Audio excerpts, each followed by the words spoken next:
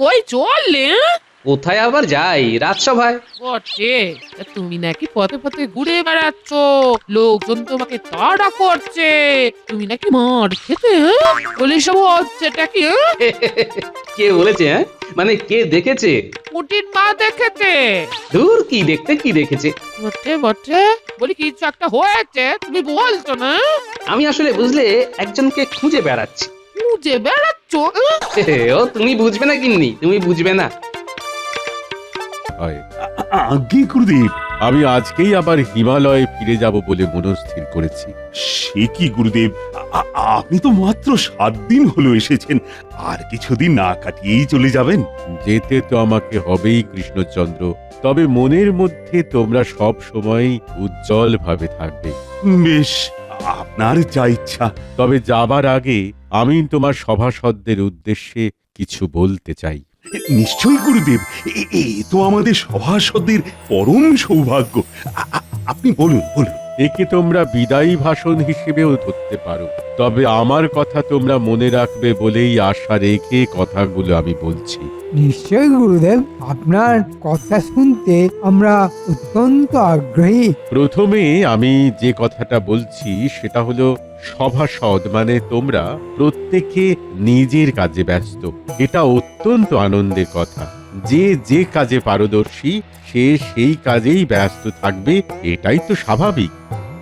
কিন্তু যে যে কাজের উপযোগী সেই কাজ বাদ দিয়ে অন্য কোনো বিষয়ে কতটা জ্ঞান আছে সেটা কিন্তু ভাবার বিষয়। নিশ্চয়ই গুরুদেব, নিশ্চয়ই। অত্যন্ত সামান্য জ্ঞান সবার প্রত্যেক বিষয়ের ওপর থাকাটা জরুরি, তা সে সামাজিক হোক, ধর্মীয় বা আর্থিক হোক।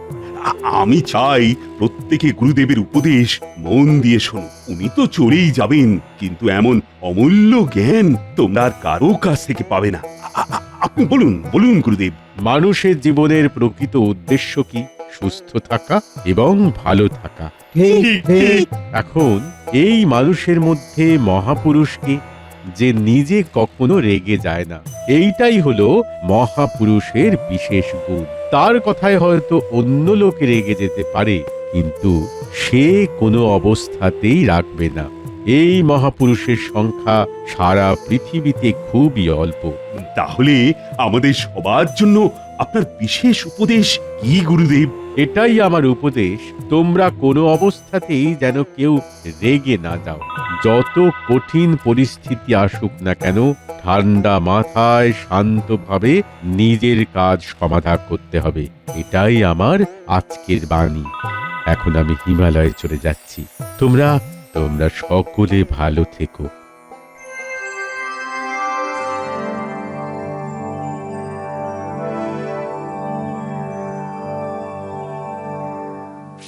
গুরুদেবের বাণী আমি আজীবন মনে রাখবো মহারাজ। সে তো নিশ্চয়ই নিশ্চয়ই, সবারই মনে রাখাটা দরকার। কোনো অবস্থাতেই রেগে যাওয়া চলবে না। তবে সবাই তো আর মহাপুরুষ হতে পারে না, তাই না? যেমন গুরুদেব বললেন, গোটা বিশ্বে এমন মানুষ খুব কম আছে। কিন্তু আছে তো।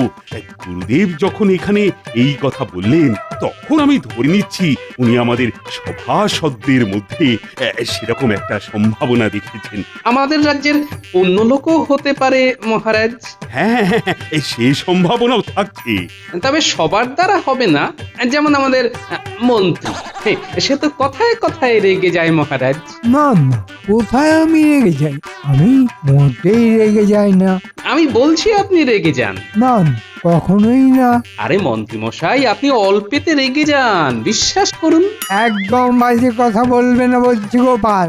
বলছি আমি রাগি না, তাও উল্টো পাল্টো বকে যাচ্ছ। এই তো রেগে গেলেন মন্ত্রী মশাই। না মানে মেনি ইয়ে, এ রাগ তো হতেই পারে। বেশ বেশ, যাই হোক গোপাল, তুমি কি আমাকে এরকম একজন মহাপুরুষ খুঁজে এনে দিতে পারবে? তাকে যে আমার খুব দরকার। আমার নিজের রাজ্যের মধ্যেই এরকম মহাপুরুষ নিশ্চয়ই আছেন।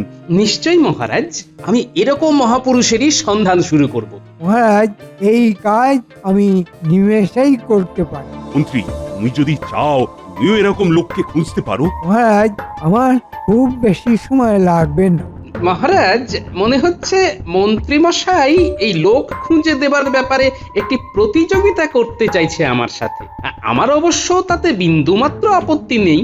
তা বেশ বেশ বেশ, হোক তাহলে প্রতিযোগিতা। সুস্থ প্রতিযোগিতায় আমার কোনো আপত্তি নেই। তাহলে প্রতিযোগিতার তো একটা নিয়মাবলী হওয়া প্রয়োজন মহারাজ। পণ্ডিত, তুমি নিয়মটা করে দাও তো। প্রতিযোগিতা হোক 3 দিনের। বেশ, বেশ, এর মধ্যে মন্ত্রী মশাই আর গোপাল যাকে যাকে এনে হাজির করবে তাদের মধ্যে আবার লড়িয়ে দেয়া হবে। তখন যদি সেই দুজনের কেউ রেগে যায় তো সে বার। বাহ বাহ বাহ, এ তো খুব ভালো নিয়ম। আমার এটি মনোক্ষুত হয়েছে। আশা করছি গোপাল আর মন্ত্রীর এতে কোনো আপত্তি নেই। না মহারাজ, আমার কোনো আপত্তি নেই। অসুবিধা নেই মহারাজ। বেশ বেশ বেশ, তবে প্রতিযোগিতা পুরস্কার বিনা হয় না। যেরকম মহাপুরুষকে নিয়ে আসতে পারে সে পাবে 100 মোহর। সাধু সাধু। আমার একজন রাজকর্মচারী তোমার সাথে থাকলে আপত্তি নেই তো গোপাল? না মহারাজ, আপনি যেটা ভালো বুঝবেন সেটাই হবে। বেশ বেশ বেশ বেশ।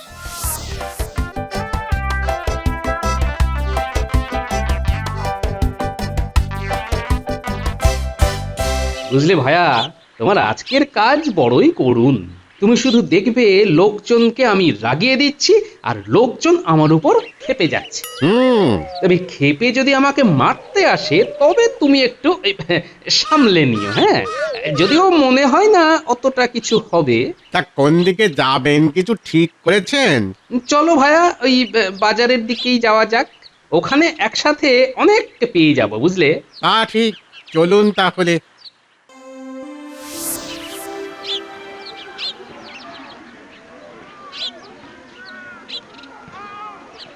ডিম দিয়েই শুরু করা যাক। বলুন কত ডিম নেবেন? এক ডিম আজকে সস্তায় আছে, 1 ডজন ডিম নিয়ে যান। বাহ বাহ হ্যাঁ, বলুন বলুন, বাহ বাহ, কি বাবা করছেন বলুন তো? ভালোই ডিম পেরেছো দেখছি। এ আবার কেমন কথা? ডিম কি মাংস পারে নাকি? বলো তো, ডিম আগে না মুরগি আগে?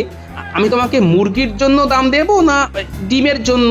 এই তো আচ্ছা পাগল, সকাল সকাল সময় নষ্ট করছেন কেন? হ্যাঁ, ডিম না নিলে আসতে পারেন। যত সব। তা এই ডিমে কে তা দেয় শুনি? তুমি না তোমার গিন্নি?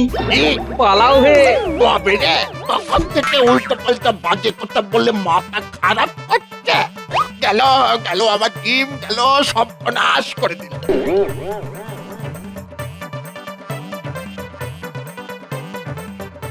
ওহ, আহ, বহুদিন পর এইভাবে দৌড়লাম। চলো, ওই যে ঘিওয়ালাকে দেখতে পাচ্ছি, ওইখানে চল। ঘি চাই ঘি, খাঁটি ঘি, সরেস ঘি। ঘি আছে দেখছি। একদম খাঁটি ঘি, সরেস ঘি, দারুণ সুগন্ধি।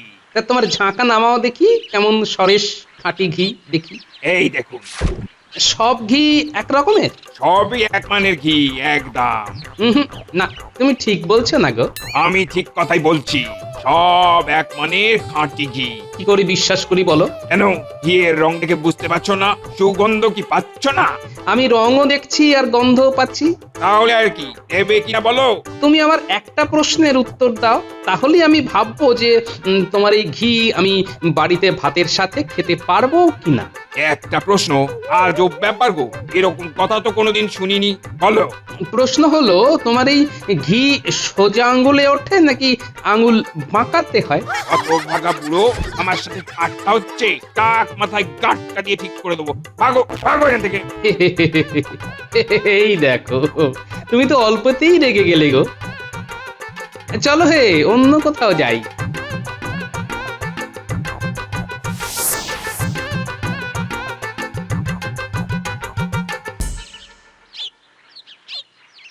বলো গোপাল, এখন এইভাবে পথ আটকালে যে, যা বলার চট করে বলো। আমার আবার নিত্য পুজোর ব্যাপার আছে, বুঝোই তো?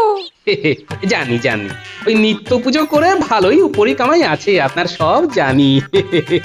ছি ছি ছি ছি, তুমি দক্ষিণাকে কামাই ভাবছো? হায় ভগবান!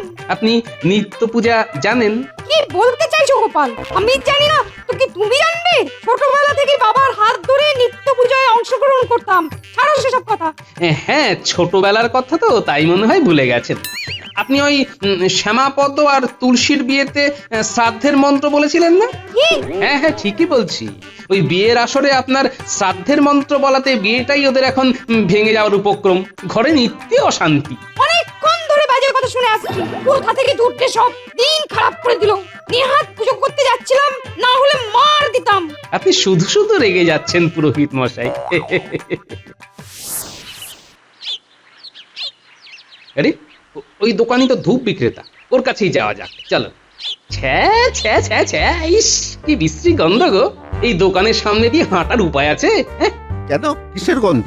এখানে ধূপের সুগন্ধ পাওয়া যায়। হ্যাঁ, সুগন্ধ না ছাই। তোমার ধূপকাঠিতে গোবর মেশানো হয়, আর সেই গোবর মেশানো গন্ধে প্রতিবেশীরা বাড়ি ছেড়ে পালিয়ে যায়, মরা অব্দি উঠে জেগে বসে। তবে রে, চিৎকার করে বাজে কথা বলে আমার ব্যবসা নষ্ট করা? দেখাচ্ছি দেখাচ্ছি এখনই।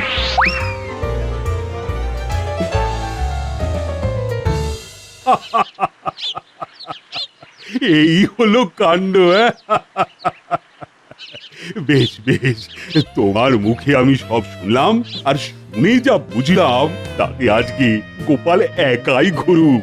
মনে হচ্ছে ও আর সেরকম কাউকে খুঁজেই পাবে না। দেখা যাক দেখা যাক। মহারাজ, আমাকে তাহলে আজ্ঞা দিন। হ্যাঁ, তুমি এখন আসতে পারো। এমন কি আছে যে রাগ করবে না? হ্যাঁ, এরকম মানুষ কি আদৌ আছে নাকি?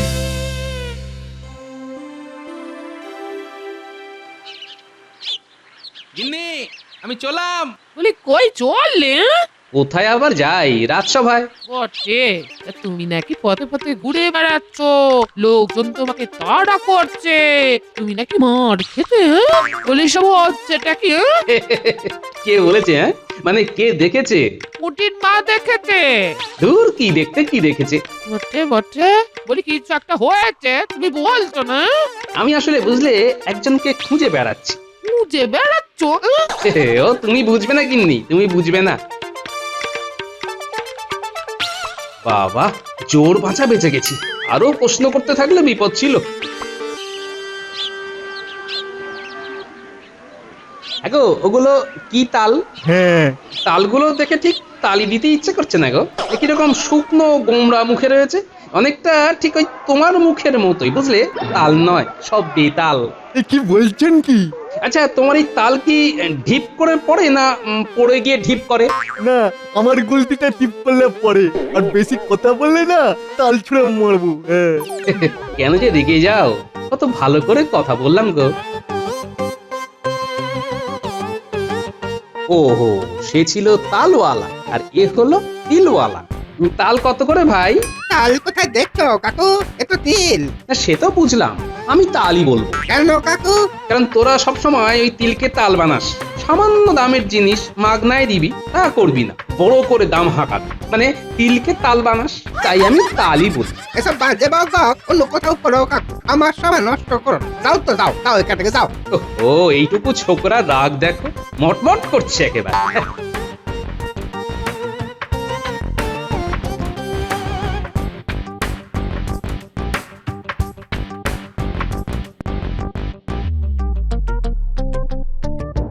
কি ব্যাপার গোপাল, তুমি এইখানে ঘুরে বেড়াচ্ছ যে? আরে রাজবাড়ি তো ওই দিকে, রাজসভা যাবে না? কি হবে গিয়ে? আপনার মতো বুজরুক যেখানে থাকে সেখানে কি আর উন্নতি হতে পারে? মানেটা কি বলতে চাইছো তুমি? হ্যাঁ, কি বলতে চাইছো কি? আমি বুঝলো 100% সত্যি কথাই বটে। আচ্ছা, আপনার রাতে ঘুম হয়? মানেটা কি? না মানে, আপনি সারাদিন যত পরিমাণে লোক ঠকান, তাতে তো সারা রাত লজ্জায় আপনার ঘুম হবারই কথা নয়। এই দেখো, ঠিক ধরেছি। তাই আপনার চোখ মুখ কিরকম ফোলা ফোলা লাগছে। দাঁড়াও দাঁড়াও, এত বড় কথা? আজ তোমার একদিন কি আমার একদিন? আমাকে আমাকে এত অপমান আমি সহ্য করব না। আরে দূর, মান অপমান বোধ আছে নাকি আপনার? খবরদার গোপাল, আমি আমি আমি কিন্তু এর শেষ দেখে ছাড়বো।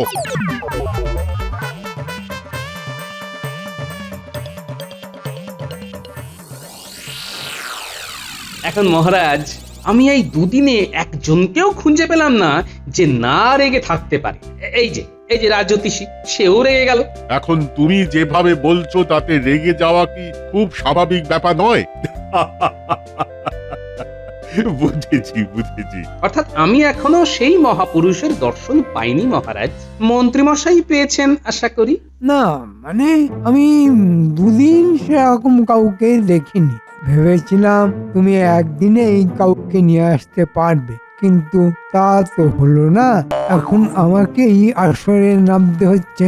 মহারাজ, আমি আশা করি কালকে একজনের সন্ধান দিতে পারবো। বেশ বেশ, তুমি কাল জানিও সেই মহাপুরুষের কথা। আর তোমাদের প্রতিযোগিতার কালই কিন্তু শেষ দিন। নিশ্চয় মহারাজ।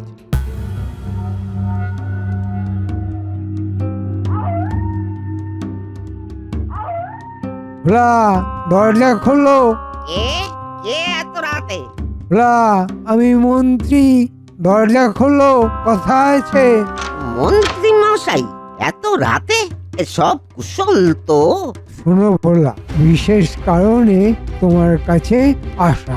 আচ্ছা, তোমাকে যা বলবো তা যদি ঠিক করে করতে পারো তাহলে তুমি আমার কাছ থেকে কিছু অর্থ সাহায্য পাবে, বুঝলে?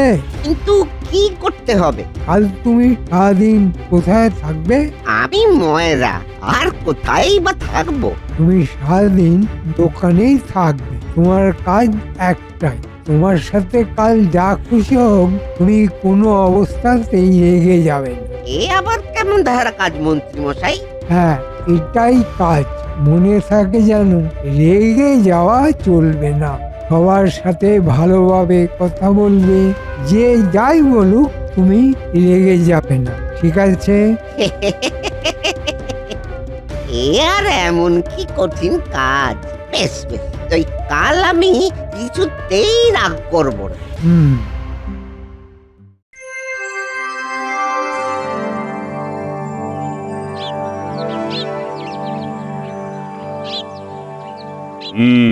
তাহলে কি হলো গোপাল? আজ তো তৃতীয় দিন। মহারাজ, যার সাথে এদিক ওদিক কথা বলি না কেন সেই রেগে যাচ্ছে। কি করি বলুন তো মহারাজ। এই আসবার পথে এক ভীষণ চিমড়ে বুড়ো দেখি হর্তুকি বিক্রি করছে। তাকে বললাম, আপনি হর্তুকি বিক্রি করতে করতে নিজেই আস্ত হর্তুকি হয়ে গেছেন। সঙ্গে সঙ্গে সেই বুড়ো লাঠি হাতে প্রায় তেড়ে আসে মহারাজ। গোপাল আর পারবে না মহারাজ, আমি খুঁজে পেয়েছি। গোপাল শান্ত, ভদ্র, ভোলাময়ের, সাত চরে রা নেই, কোনোদিন রেগে যায় না। এই হলেন মহাপুরুষ। আমি তাকে খুঁজে বার করেছি। তাই নাকি মন্ত্রী? এ তো চমৎকার। আমি মানি না মহারাজ। কি মানুন না? আমি এই ভোলা ময়রাকেও রাগিয়ে দিতে পারি মহারাজ। চেষ্টা করলেও পারবে না। বেশ, আমি এখনই যাচ্ছি। আমাকেও তাহলে গিয়ে দেখতে হয়, চলো। মহারাজ, রাজবেশে গেলে আপনাকে যদি ভোলা ময়রা চিনতে পারে তাহলে কিন্তু সে সতর্ক হয়ে যাবে। না না না, আমি ছদ্মবেশেই যাব।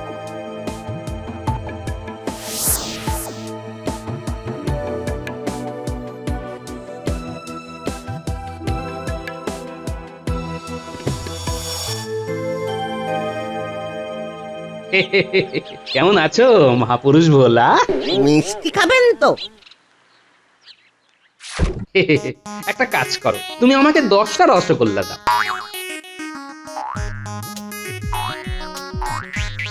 এবার 10টা পান্তুয়া দাও। এবার তুমি একটা কাজ করো, 10টা সন্দেশ দাও। এবার এক কাজ করো, এই 3 রকম মিষ্টি তুমি একসাথে মেখে ফেলো। ও,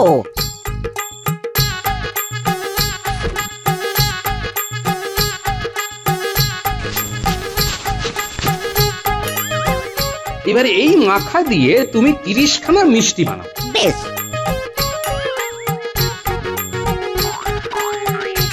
বাহ, আচ্ছা, এবার এই 30টার মধ্যে তুমি আমাকে 10টা দাও, বাকি 20টা তুমি খেয়ে নাও।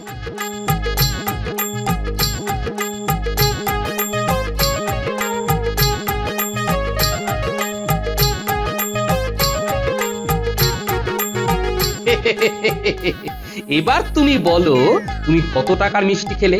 তার থেকে আমাকে যত টাকার মিষ্টি দিয়েছো সেটা বিয়োগ করলে কত টাকা দাঁড়াবে? দূর, কি ভেবেছো কি তুমি? যা খুশি তাই আমাকে দিয়ে করাবে? দেখেছেন তো মহারাজ, আমি ভোলাকেও রাগিয়ে দিতে পারলাম।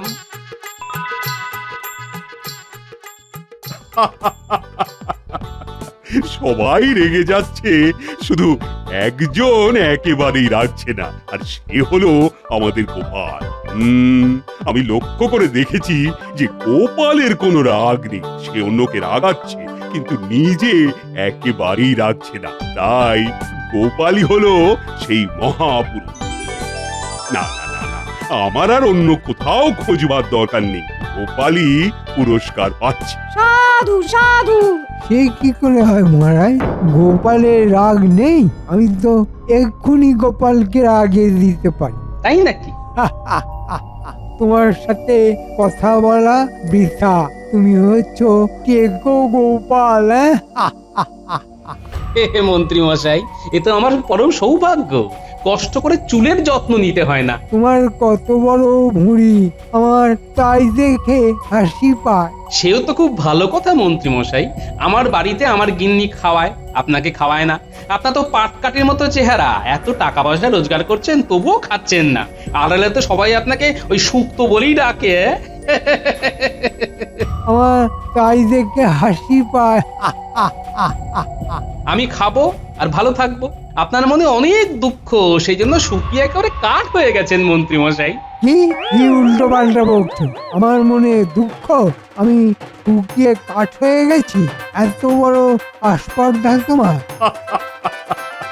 মন্ত্রী, এবার বুঝতে পারলে তো যে কোনো কিছুতেই তুমি গোপালকে আগাতে পারলে না, উল্টে তুমি নিজেই রেগে আগুন হয়ে গেলে। গোপাল, গোপাল, এদিকে এসো, এদিকে এসো। আজ্ঞে মহারাজ। এই যে তোমার পুরস্কার, 100 মোহর। আমি ধন্য হলাম মহারাজ। বলো, সবাই বলো, গোপালের জয়, জয় গোপালের জয়, জয় গোপালের জয়।